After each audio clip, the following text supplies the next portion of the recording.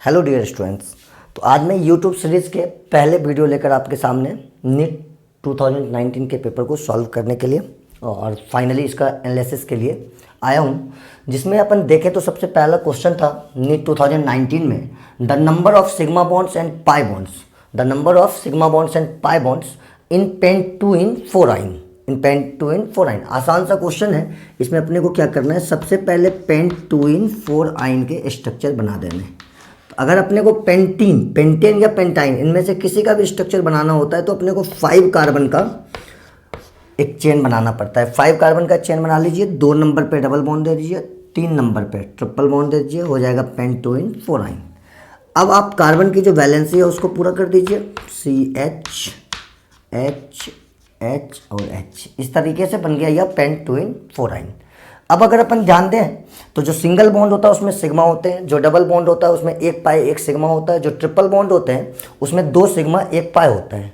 अब एग्जैक्टली में आप यहाँ पर 2 पाई बना दीजिए, यहाँ पर 1 पाई बना दीजिए, और आप ध्यान दीजिए पाई बॉन्ड कितने हो गए, 1 2 3। अगर आप ऑप्शन को ध्यान से देखेंगे तो पाई बॉन्ड केवल एक ऑप्शन में है, वहाँ से आपका आंसर आ जाएगा। बचा हुआ जितना भी बॉन्ड है वो सिग्मा है, आप काउंट कीजिए, आपको आंसर आएगा 10 sigma bonds and 3 pi bonds. That's all. Next question था the structure of intermediate A in the following reaction. एक रिएक्शन दिया हुआ है और वो आपसे पूछ रहा है कि जो इसका इंटरमीडिएट ए है इसका स्ट्रक्चर क्या होगा। बहुत आसान सा, ध्यान दीजिए आप। अगर आप एनसीईआरटी पढ़े होंगे तो फिनॉल का प्रिपरेशन है यह फिनॉल का प्रिपरेशन है और उसमें यह क्यूमीन प्रोसेस है। थोड़ा ध्यान दीजिएगा, क्यूमीन प्रोसेस है। क्यूमीन प्रोसेस के थ्रू जब भी हम लोग क्यूमीन को फिनॉल में कन्वर्ट करते हैं तो इंटरमीडिएट एक पेरोक्साइड बनता है। इंटरमीडिएट क्या बनता है, एक पेरोक्साइड। और आप सीधे सीधे देखेंगे एनसीईआरटी में ये बना होता है। इसका आंसर आ गया सेकंड, और यही बाद में डिकम्पोज होकर फिनॉल और एसीटोन में कन्वर्ट होता है। That's why answer is second.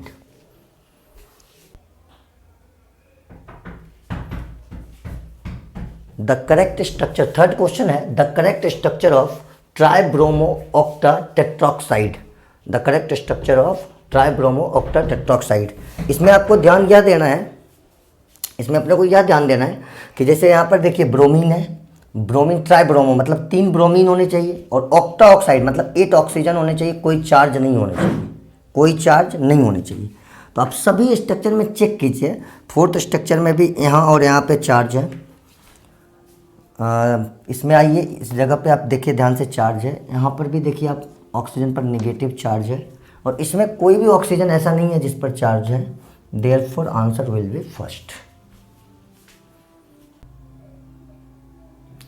Next question, question number 4 में अपन देख पा रहे हैं, क्वेश्चन है 4D 5P 5S and 6P orbitals are arranged in the order of decreasing energy. The correct option is, atomic structure का question है, N+L rule का, N+L rule का। आसान सा तरीका है इसका, आप सबको पता होगा कि N+L जो होता है वह एनर्जी का डायरेक्टली प्रोपोर्शनल होता है। N+L एनर्जी का डायरेक्टली प्रोपोर्शनल होता है, और अगर कभी N+L की वैल्यू सेम होती है, if same, then N is directly proportional to energy होती है। तो निकाला जाए एक एक करके N+L। 4D के लिए अगर हम N+L निकालते हैं तो 4+2, 4 के लिए N की वैल्यू आ गया, N की वैल्यू 4, और D के लिए L की वैल्यू 2। अब अपन आते हैं 5P के लिए, 5+1, 5F के लिए आते हैं अपन 5+3, 6P के लिए आते हैं अपन 6+1, ये हो गया आपका 6, ये भी हो गया आपका 6, ये हो गया आपका 8, यह हो गया आपका 7। ध्यान दीजिएगा 6 2 बार है, मतलब N+L की वैल्यू सेम हुई, तो N डायरेक्टली प्रोपोर्शनल एनर्जी होगी, मतलब 4D से 5P की एनर्जी ज़्यादा होगा, क्योंकि N+L सेम है, इसकी N ज़्यादा है। उसके बाद जो आएगा इसका नंबर आएगा, क्योंकि इसके 7 है, देन इसका।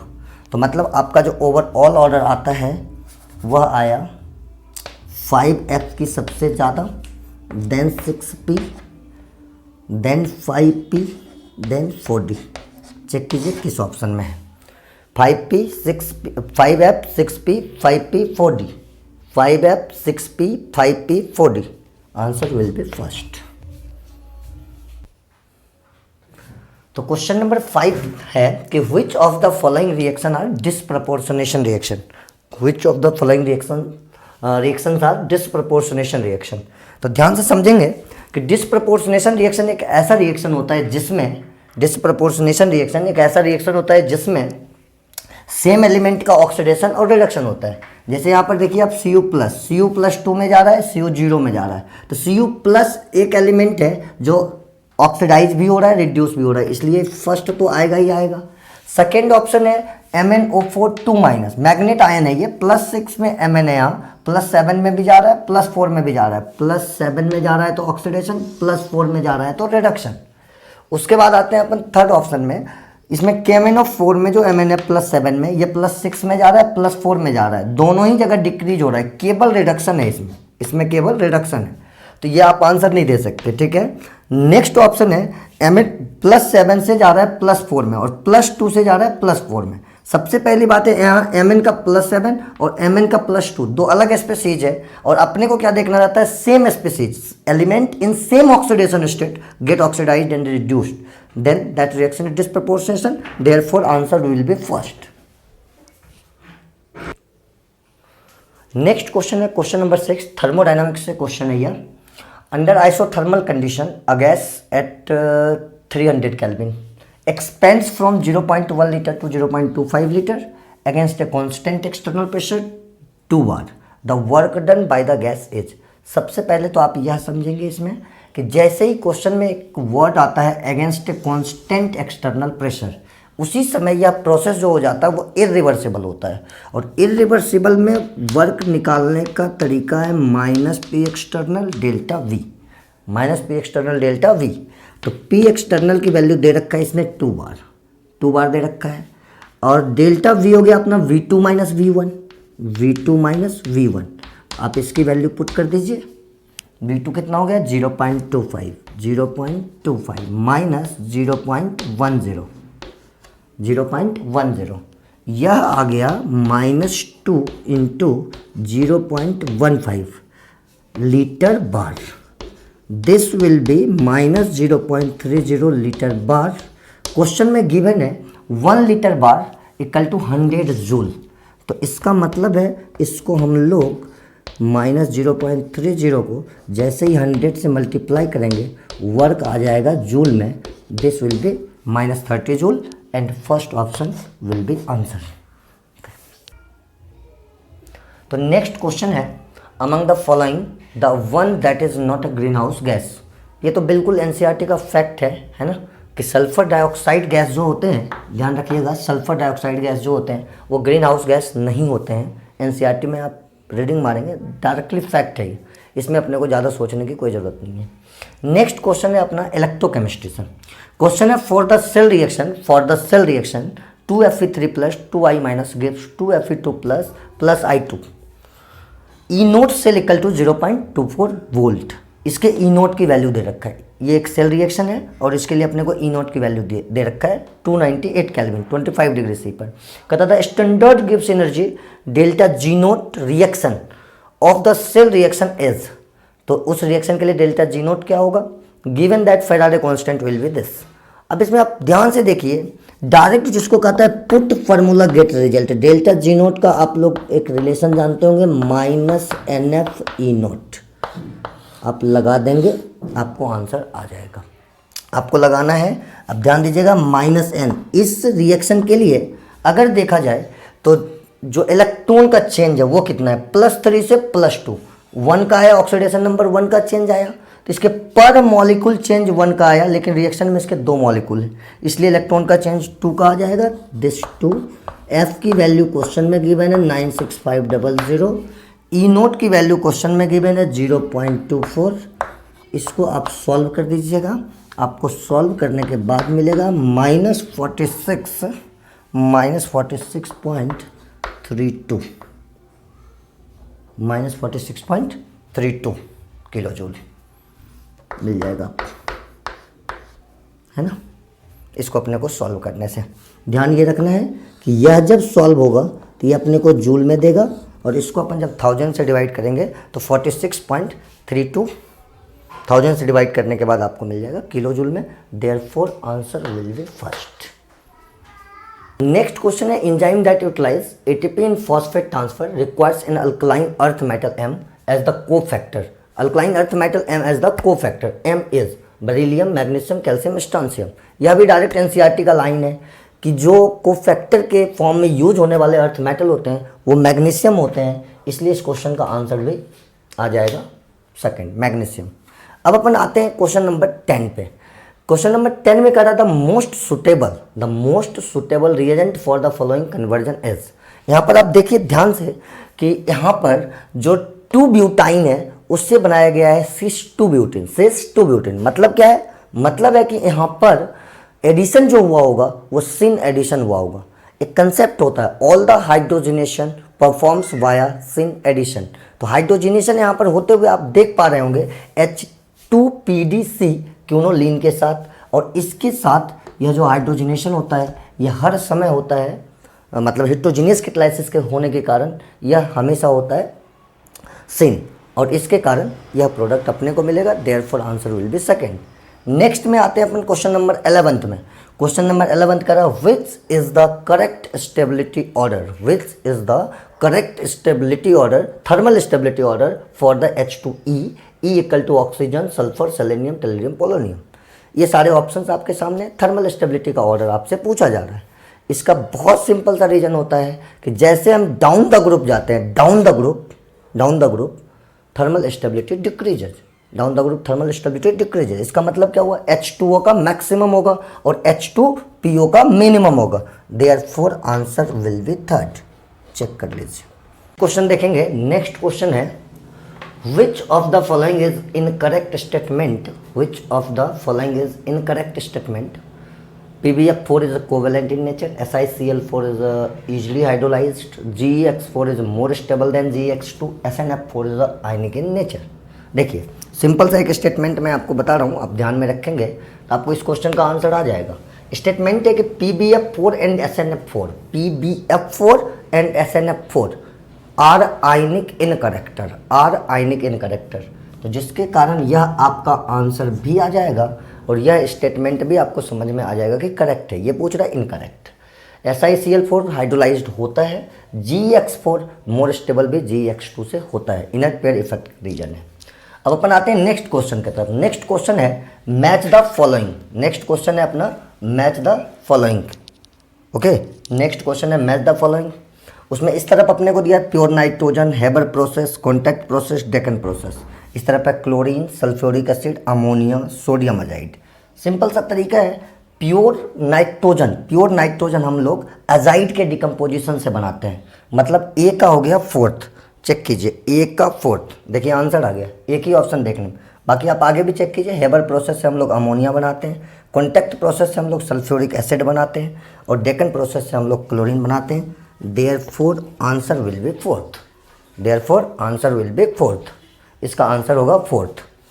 अब हम लोग नेक्स्ट में चलते हैं। नेक्स्ट क्वेश्चन है which of the following diatomic molecular species has only pi bonds according to the molecular orbital theory. Molecular orbital theory से किस डायटोमिक मॉलिक्यूल के पास सिर्फ पाई बॉन्ड होते हैं? मतलब पाई जब भी होता है तो सिग्मा के साथ, लेकिन ये पूछ रहा है सिर्फ पाई बॉन्ड होते हैं। तो देखिए आसान तरीका ये होता है कि आप उसके मॉलिक्यूलर ऑर्बिटल थ्योरी से इलेक्ट्रॉनिक विन्यास या इलेक्ट्रॉनिक कन्फिगरेशन जिसको आप बोलते हैं वो आप लिख दीजिए। जैसे मान लीजिए मैंने यहाँ C2 का लिख रखा है sigma 1s2, sigma star 1s2, sigma 2s2, sigma star 2s2, पाई 2px2, पाई 2py2। उसके बाद तरीका है कि जितने किसी भी मॉलिक्यूलर ऑर्बिटल के बॉन्डिंग एंटी बॉन्डिंग में सेम इलेक्ट्रॉन हो तो यह बॉन्ड बनाने में पार्टिसिपेट नहीं होते, इसको आप कैंसिल आउट कर दीजिए, इसको भी आप कैंसिल आउट कीजिए। अब जो इलेक्ट्रॉन बच गया 4, ये 4 इलेक्ट्रॉन किस ऑर्बिटल में है? पाई मॉलिक्यूलर ऑर्बिटल में। इससे हमेशा पाई बॉन्ड ही बनेगा और 4 मॉलिक्यूल के कारण 4 इलेक्ट्रॉन के कारण 2 पाई बॉन्ड बनते हैं। तो आप C2 का जो बॉन्ड ऑर्डर निकाल कर देखेंगे 2 आएगा और इसके दोनों बॉन्ड पाई होते हैं। यह फैक्ट भी आपको NCERT में लिखा हुआ मिल जाएगा। नेक्स्ट क्वेश्चन है for the second period element the correct increasing order of first ionization enthalpy is. For second period element the correct order of first ionization enthalpy is. आसान सा तरीका है, ध्यान से सुनिएगा। सबसे पहले आयनाइजेशन एनर्जी जब हम देखते हैं किसी पीरियड के एलिमेंट का, तो जेड इफेक्टिव डायरेक्टली प्रोपोर्शनल होता है। जेड इफेक्टिव किसी भी पीरियड में लेफ्ट टू राइट इंक्रीज होता है, जिसके कारण आयनाइजेशन एनर्जी इंक्रीज होने चाहिए। ये पहला स्टेटमेंट है। दूसरा इंपॉर्टेंट स्टेटमेंट है कि अगर कभी सेम पीरियड के एडजेसेंट एलिमेंट के पास किसी के पास भी स्टेबल कॉन्फ़िगरेशन मिले या मोर पेनिट्रेटेड ऑर्बिटल के इलेक्ट्रॉन हो, तो फिर उसकी आयनाइजेशन एनर्जी ज़्यादा होती है, भले उसकी जेड इफेक्टिव कम हो। इन सारी बातों का अगर हम ध्यान रखें तो हमें आंसर ऐसा दिखेगा कि जो लिथियम होता है, लिथियम से अगर हम जाएंगे तो बेरिलियम का इंक्रीज होगा, लेकिन बेरिलियम के पास 2s2 है और बोरोन के पास 2s2 2p1 है। इसके पास पेनिट्रेटेड ऑर्बिटल है 2s में, 2s की पेनिट्रेशन ज़्यादा होती है, जिसके कारण बेरिलियम की एनर्जी बोरोन से भी ज़्यादा होती है। अब ध्यान दीजिएगा, बेरिलियम की बोरोन से भी ज़्यादा होती है, बेरिलियम की बोरोन से भी ज़्यादा होती है। दो ऑप्शन आपको दिख रहा है, बेरिलियम की बोरोन से भी ज़्यादा होती है। आंसर इन दोनों में कोई एक है। उसके बाद हम चलते हैं नाइट्रोजन ऑक्सीजन के पास।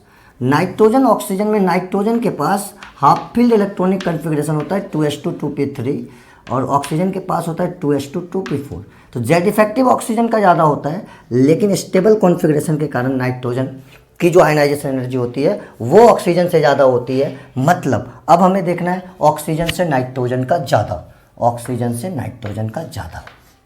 ध्यान दीजिएगा, यहाँ पे उसका अपोजिट है, therefore answer will be second. Next question है हमारा, the biodegradable polymer is nylon 66, nylon 2, nylon 6, nylon 6 और वुनाइस। ये अपने को याद रखना पड़ता है कि नाइलॉन 6 जो होते हैं वो बायोडिग्रेडेबल पॉलीमर्स होते हैं, तो इस तरीके से हम लोग इसको बता सकते हैं। उसके बाद हमारा जो नेक्स्ट क्वेश्चन है वह आयनिक इक्विलिब्रियम से है। pH of saturated solution of CaOH whole 2 is 9। The solubility product of KSP of CaOH whole 2 is. ध्यान से समझिएगा इस क्वेश्चन को। इस क्वेश्चन में करना अपने को क्या है, pH इसने दिया है और हमें KSP पूछा है। हम सबसे पहले ये देखेंगे ये सॉल्ट डिसोसिएट कैसे होता है। यह सॉल्ट डिसोसिएट होता है CH2+2OH- के फॉर्म में। अब यहाँ से अगर हमें OH- की कंसंट्रेशन पता चल जाए तो उससे रिलेशन लाते हुए हम CH2+ का ले आएंगे। ठीक है, pH 9 है, POH हो जाएगा 14 - 9 5। यहाँ से OH- की कंसंट्रेशन हम लाएंगे, माइनस लॉग OH जो होगा वो आता है POH, तो ये मिलेगा अपने को 10⁻⁻5। अब अगर ये 10⁻⁻5 है तो ये हो जाएगा उसका हाफ, क्योंकि देखिए यह अगर 1 मोल मिलता है तो ये 2 मोल मिलता है, तो जितना ये मिला उसका ये हाफ मिलेगा। इस तरीके से हमारे पास कंसंट्रेशन CH2+ के भी आ जाएंगे, OH- का भी आ जाएगा। KSP का फॉर्मूला होगा CH2+ की कंसंट्रेशन इंटू OH- के कंसंट्रेशन की पावर 2। ये हो गया 1/2 10⁻⁵, 10⁻⁵ का पावर 2, राइट। अब आप ध्यान दीजिएगा, ये तो हो गया टोटल 10⁻⁻15।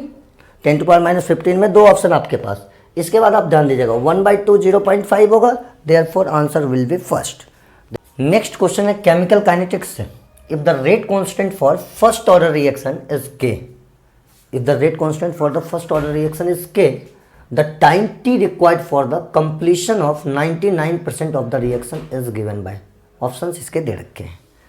अब आपको एक फॉर्मूला पता होगा इसका, इंटीग्रेटेड रेट लॉ है ना, जो कि कंसंट्रेशन टाइम के बीच रिलेशन बताता है। KT = 2.303 log C0/CT। C0/CT को अपन लिखते हैं A/A-X, A/A-X, X मतलब जितना गया।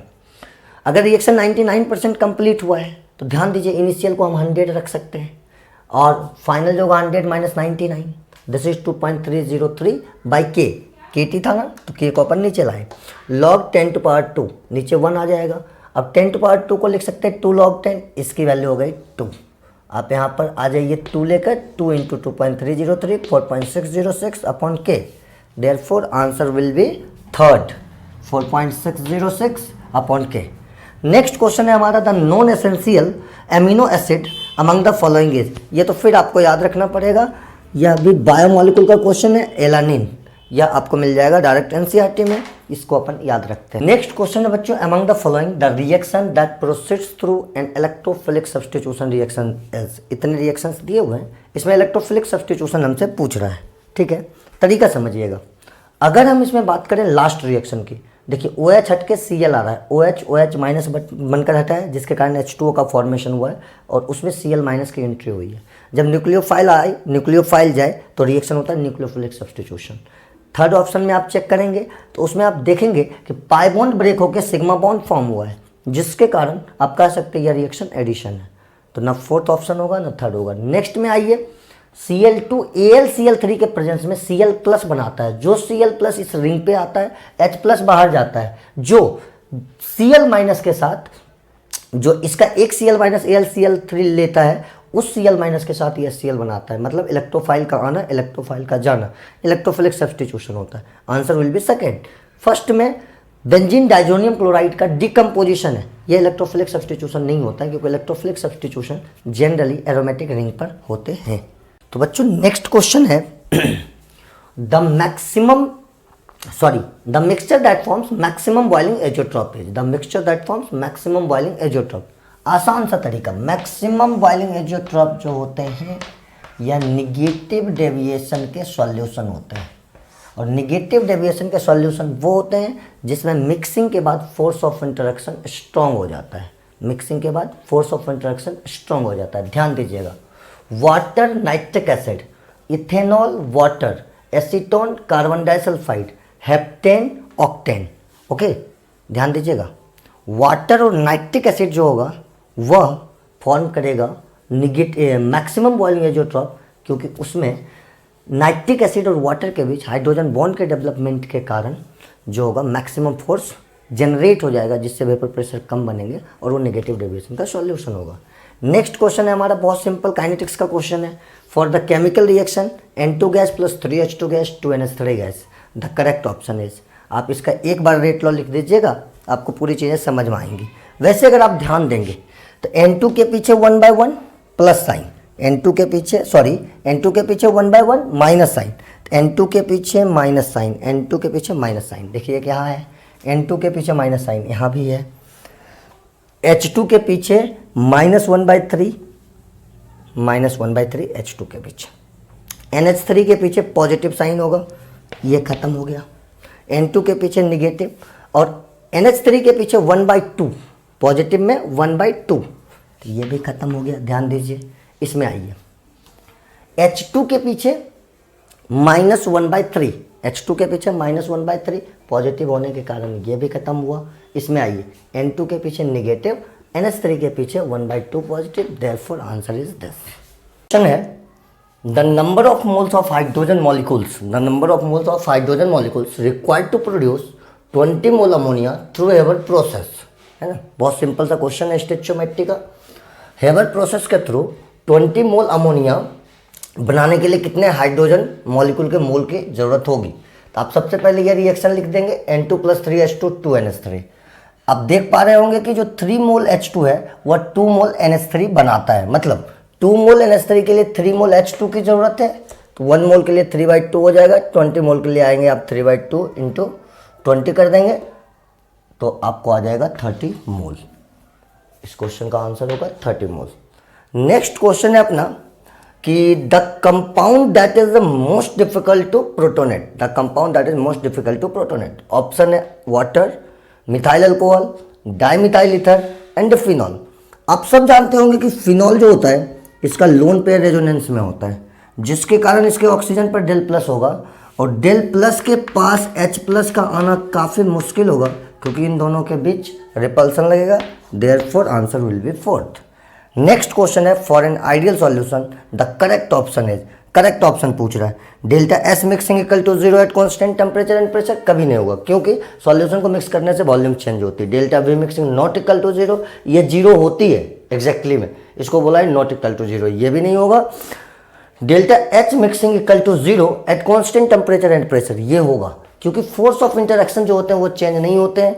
ΔG मिक्सिंग इक्वल टू 0, ये भी नहीं होता, वह <0। Conjugate base for Bronsted acid H2O and HF। Conjugate base पूछ रहा है। कंजुगेट बेस बनाने का तरीका होता है, अब किसी भी एसिड से एक H+ हटा दीजिए, किसी भी एसिड से एक H+ हटाइए तो आपको बचेगा OH - H2O के लिए। HF के लिए आप एक H+ हटाएंगे तो F- इसके लिए। चेक कीजिए ऑप्शन कहाँ है इसका, OH minus and F minus, third option is correct answer. 27 पूछ रहा है which mixture of the solution will lead to the formation of negatively charge colloidal. Exactly में जो निगेटिवली चार्ज कोलाइडल बनते हैं उसमें जो निगेटिव आयंस होने चाहिए वह डिस्पर्शन मीडियम के टाइप से भी होना चाहिए और एक्सेस अमाउंट में होना चाहिए।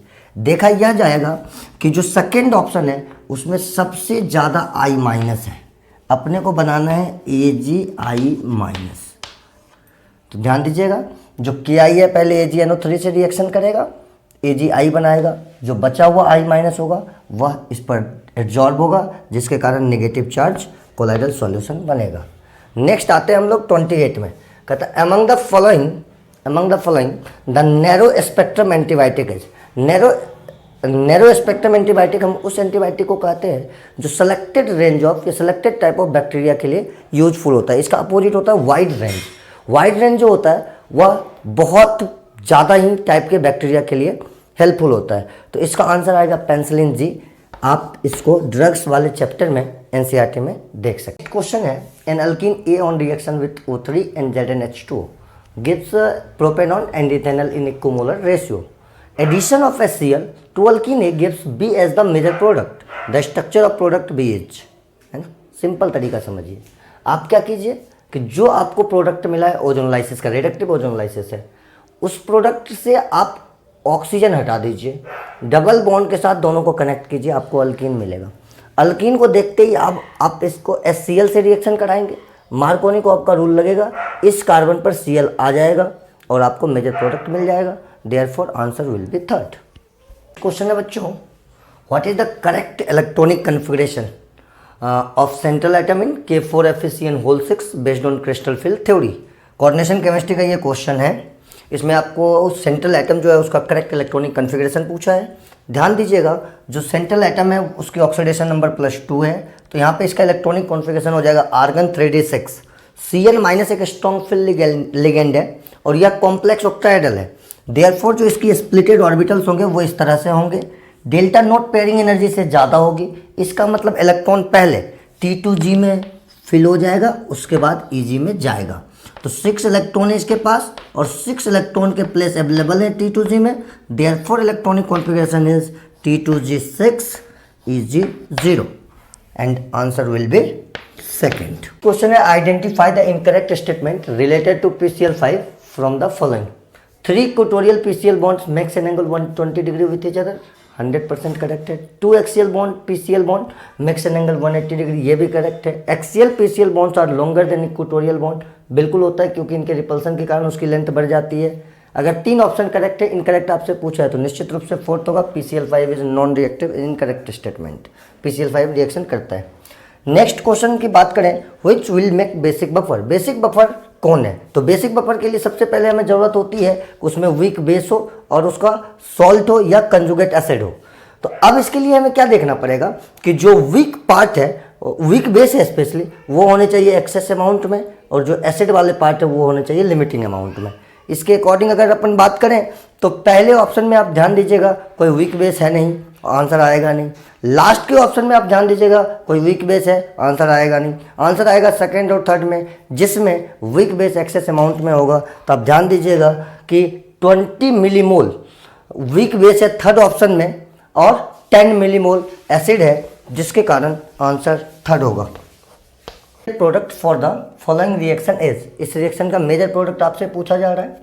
रिएक्शन वो है थैलिक एसिड का अमोनिया के साथ स्ट्रॉन्ग हीटिंग किया गया। आपको पता होगा इसमें सबसे पहले अमोनियम थैलेट बनता है, सबसे पहले अमोनियम थैलेट बनता है, उसके बाद हीट करने पर वापस थैलामाइड बनता है और वह थैलामाइड फिर से अगर हीट कर दिया जाए, मतलब स्ट्रॉन्ग हीटिंग होती है तो वापस हीटिंग माना जाता है, उसमें फाइनली थैलीमाइड बनता है। Therefore answer will be second. Next question है match the xenon compound in column 1 with the structure in column 2 and assign the correct code. Simple, XeF4 है, XeF4 है, दिमाग लगाइए। फ्लोरीन की वैलेंसी 1 होती है तो 4 इलेक्ट्रॉन ये खत्म कर दिया होगा, जीनोन का 4 इलेक्ट्रॉन बचा होगा, 2 लोन पेयर, 4 + 2 स्क्वायर प्लेनर होगा। ए के लिए 2, ए के लिए 2, सेकेंड में आ रहा है, थर्ड में आ रहा है, फर्स्ट ऑप्शन खत्म, फोर्थ ऑप्शन खत्म। ध्यान दीजिएगा। उसके बाद कर रहा है XeF6, मतलब हो गया 6 + 1 का case, 6 bond pair 1 lone pair. तो एक तरीके से ये होगा पेंटागोनल पिरामिडल, जिसको हम लोग डिस्टोर्टेड ऑक्टाहेड्रल बोल सकते हैं। डिस्टोर्टेड ऑक्टाहेड्रल मतलब हो गया आपका बी का थर्ड, वो भी अभी 2 ऑप्शन में चल रहा है। इसके बाद आइए XeOF4, ये 2 इलेक्ट्रॉन लिया होगा, ये 4, 6 इलेक्ट्रॉन खत्म हुए इसके, बॉन्ड पेयर आए 5 + 1 का केस है, 5 + 1 का केस है, 6 का स्क्वायर पिरामिडल, मतलब ये 4th होगा। तो मतलब इसका आंसर होगा 2, क्योंकि अब यहाँ पर सी का फर्स्ट दे रखा है। इस तरीके से इस क्वेश्चन का आंसर होगा सेकंड। नेक्स्ट क्वेश्चन है the manganate and permanganate ions are tetrahedral due to first option है the pi bonding involves overlap of p orbitals of oxygen with d orbitals of manganese. Second option है there is no pi bond, गलत। The pi bond involves overlap of p orbitals of oxygen with p orbitals of manganese, incorrect. Next option है the pi bonding involves overlap of d orbitals of oxygen. Oxygen के पास कोई d orbitals नहीं होते, manganese p orbital से pi bonding नहीं करता, इसके पास ऐसा नहीं है कि कोई पाई बॉन्ड नहीं है, therefore answer will be first. Next question है which of the following species is not stable, SiF62- GeCl62- SnOH whole 6 and SiCl62-। यहाँ पर स्टेरिक फैक्टर के कारण SiCl62- जो होता है वह स्टेबल नहीं होता है Cl के लार्ज साइज के कारण, ठीक है। For a cell reaction involving 1 electron, E0 cell equal to 0.59 volt at 298 Kelvin. The equilibrium constant for the cell reaction is, cell reaction के लिए इक्विलिब्रियम कांस्टेंट की वैल्यू पूछा है। तो सिंपल होता है ये कि आप नेक्स्ट के इक्वेशन में जाइए, E की वैल्यू 0 पुट कर दीजिए, आपको E0 और K के बीच रिलेशन आएगा। रिलेशन आता है E0 cell equal to plus 0.059/n log K। यहाँ से आप log K को एलिमिनेट कर सकते हैं, 0.59/0.059 इंटू 1 10 आएगा। आप इसको एक्सपोनेंट में चेंज करेंगे, K की वैल्यू 10⁻10 आएगा, जिसको आप लिख सकते हैं 1.0 इंटू 10⁻10। नेक्स्ट क्वेश्चन है which of the following is an amphoteric hydroxide. तो ऐसे हाइड्रोक्साइड जो एसिड बेस दोनों के साथ रिएक्ट करते होंगे उसको हम लोग बोलते हैं एम्फोटेरिक हाइड्रोक्साइड, और उसका एग्जाम्पल होता है BeOH2 जो HCl के भी साथ रिएक्शन करता है और NaOH के साथ में रिएक्शन करता है, therefore answer will be 4th. Next question है gas at 350 Kelvin and 15 bar has molar volume 20% smaller than that for an ideal gas under the same condition.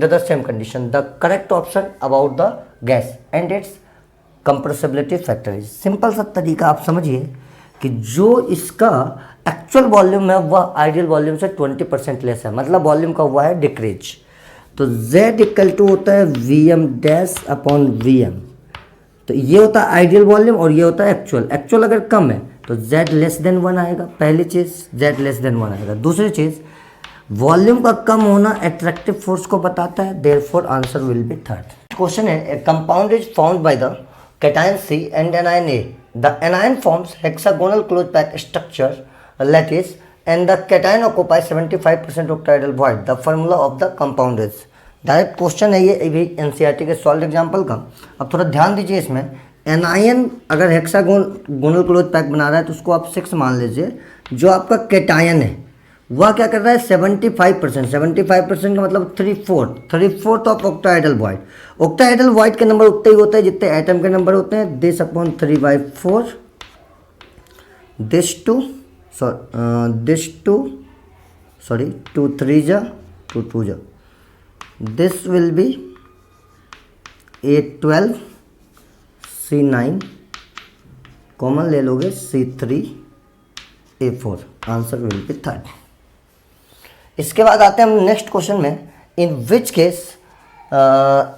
Case change in entropy is negative. Entropy का change negative होगा। तो simple हम समझेंगे इसको कि water को evaporate करेंगे तो फोर्स डिक्रीज हो जाएगा, गैस को एक्सपेंड करेंगे तो गैस ज़्यादा दूर होगा, उसका भी फोर्स डिक्रीज हो जाएगा। फोर्स के डिक्रीज होने से एंट्रोपी बढ़ेगी, मतलब उसका चेंज पॉजिटिव होगा, अपने को निगेटिव लाना है। Sublimation of solid to gas में भी जाएंगे तो फोर्स ऑफ अट्रैक्शन डिक्रीज होगा, मतलब आंसर ये आएगा जिसमें हाइड्रोजन आइटम H2 मॉलिक्यूल में चेंज होगा तो उसमें अट्रैक्टिव फोर्स इंक्रीज हो जाएगा।